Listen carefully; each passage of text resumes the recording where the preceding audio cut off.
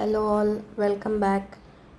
ఈరోజు నేను చాలా మంచి క్విక్ అండ్ ఫాస్ట్ రెసిపీతో వచ్చానండి. అండ్ ఆల్సో సమ్మర్ స్పెషల్ ఐటెంతో ఈ రెసిపీ చేస్తున్నాను. సూపర్ టేస్ట్ ఉంటుంది అండ్ ఆల్సో చాలా ఈజీగా చేసేసుకోవచ్చండి ఇంట్లో ఉన్న ఐటమ్స్ తోటి. ఫస్ట్గా నేను ఒక ప్యాన్ తీసుకొని దాంట్లో ఒక 1/2 లీటర్ దాకా పాలు యాడ్ చేసుకున్నానండి. పాలు బాగా మరగాలి. నేను 1/2 లీటర్ పాలు తీసుకున్నాను కదా, ఒక 3/4 మిల్క్ అనేది ఉండాలి.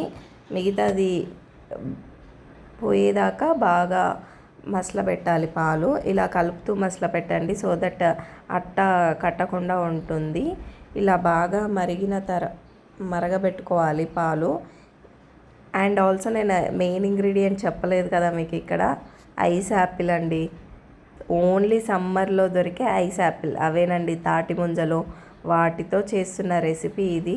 సూపర్గా ఉంటుంది అండ్ ఆల్సో చాలా టేస్టీగా ఉంటుంది. కంపల్సరీ మస్ట్ ట్రై అని చెప్తాను నేనైతే.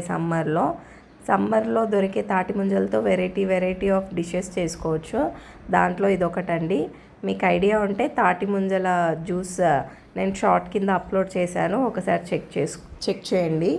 అండ్ ఇక్కడ నేను ఒక 15 మినిట్స్ బిఫోర్ సగ్గుబియ్యం అండి, సాబుదానా నానబెట్టి పెట్టుకున్నాను. ఇలా పాలు బాగా మరిగిన తర్వాతకి దాంట్లో నేను సగ్గుబియ్యంని యాడ్ చేస్తున్నాను.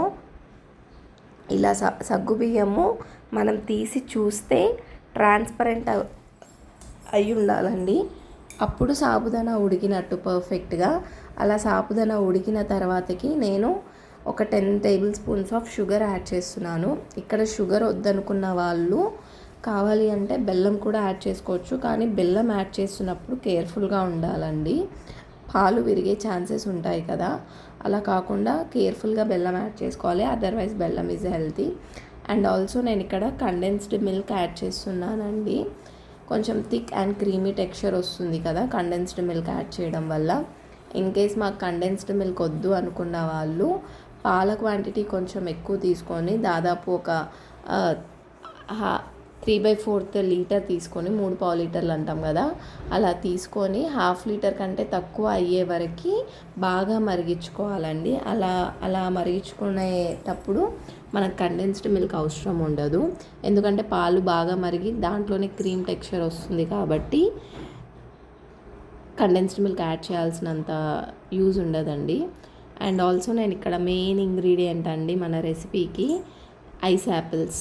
భువనగిరి నుంచి వచ్చేటప్పుడు తీసుకొచ్చామండి, చాలా లేతగా ఉన్నాయి. అండ్ ఆల్సో వాటర్ కంటెంట్ ఉంటుంది కదా దాంట్లో, ఇలా ప్రెస్ చేయగానే వాటర్ అనేది బయటకు వచ్చేసాయి. చాలా బాగున్నాయండి ఐస్ యాపిల్స్. ఎప్పుడైనా ఫ్రెష్గా తీసుకోవడానికి ట్రై చేయండి.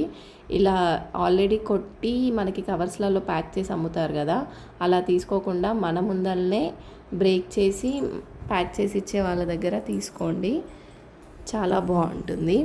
అండ్ ఇక్కడ నేను ఐస్ యాపిల్స్కి పొట్టు తీసేసి వాటిని బాగా క్లీన్ చేసేసుకున్నానండి. పైన లేయర్ ఒకసారి ఏం పొట్టు లేకుండా క్లీన్ చేసుకున్న తర్వాత వాటిని చిన్న క్యూబ్స్ కింద కట్ చేసుకుంటున్నాను. చాలా చిన్నగా, ఎంత వీలైతే అంత చిన్నగా కట్ చేసి పెట్టుకోవాలండి.